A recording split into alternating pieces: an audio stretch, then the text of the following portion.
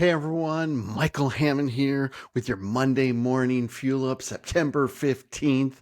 Hope you guys had a wonderful weekend. I had a great weekend. It was one of those weekends where ran some errands, spent a ton of quality family time, had my daughter over, we had dinner, we broke bread, her dog was over, we had a lot of fun. My wife and I had a great time. We got a few projects done around the house, just spent a lot of quality family time, and sometimes it's those simple moments that are often the most meaningful. So I hope all of you guys had a great time, got a chance to watch some college football, and I'm going to talk about college football and the parallels I see to the mortgage industry.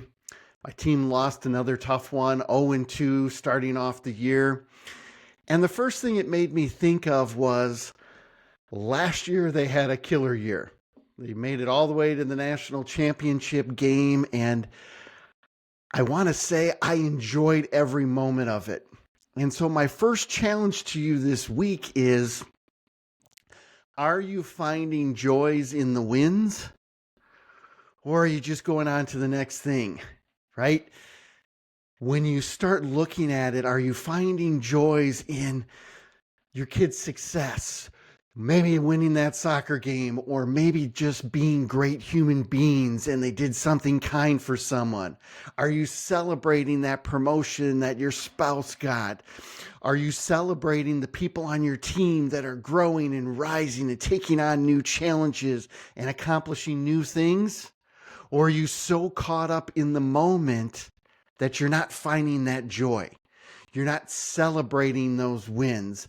And so the first thing is, find time to find joy and to celebrate those wins, because it's not easy. Just like in college football, it's not easy to win every week. And when you're on a roll, you've got to find time to enjoy that.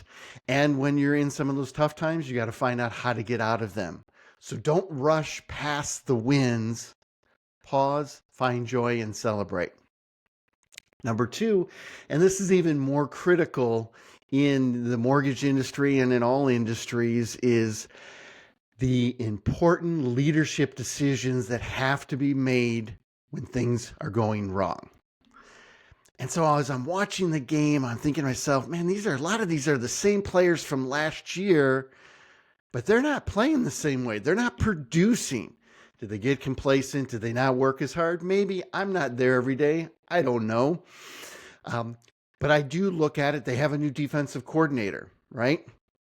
So you look at it and you say, well, what's different? Is the scheme different? Is the coaching different?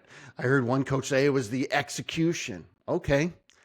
Well, if it was the same players last year that could execute magnificently, and now this year they're not executing magnificently, what's changed? Is it the fault of the new defensive coordinator? I don't know. There's far sharper minds that are there every day getting paid millions of dollars to answer that question. But the reason I ask that is because there's a lot of those parallels to that new defensive coordinator. Things not going well. Whose fault is it? Are we passing the blame, or are we looking for how to get better and looking for solutions? Isn't that what happens so many times with technology purchases in the mortgage industry? You have a committee, somebody's championing that committee, or you know a friend who's using that same solution, and you buy new technology. And then you realize, shit, we can't really get this up and running.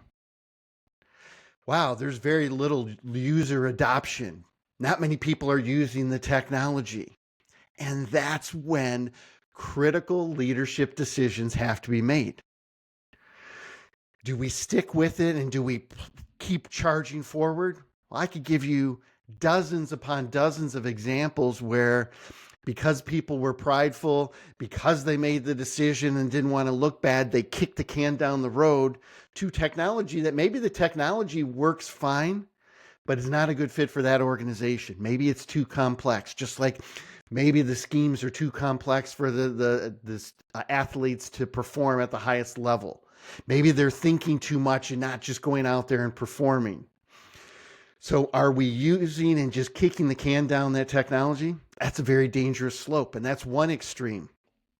The other extreme is people just pull the plug instantly. Oh, we tried it for 2 weeks, 3 weeks. It's not working. I mean, you promised us all this ROI and forget it. Stop. Is that the right approach either? Right? Do you can the defense coordinator after 2 weeks? I'm sure some people are clamoring. Yes, you do. Yes, you do. Hold on. Right? Same thing with technology. Do you give up instantly? You have to look at it and say, did we really install it correctly? Did we learn how to use it? Did we take the steps that they told us? Have we fully integrated it the way we should? Have we trained people? And the hardest leadership decisions is knowing when do you continue to push forward and when do you pull the plug. There's no training manual on that. There's no perfect answer because every organization is different. Every football season is different. Some of the players are new. Some of the players have been on the team for a long time, right? The leadership has changed. There's new captains on the team. Same thing with your organization. So find joy in the wins, celebrate those because they're not always easy to get and they're hard to come by. And then two, you have to develop that leadership muscle to know when to persevere and keep pushing through and when to pull the plug. Go out there and have an amazingly blessed week.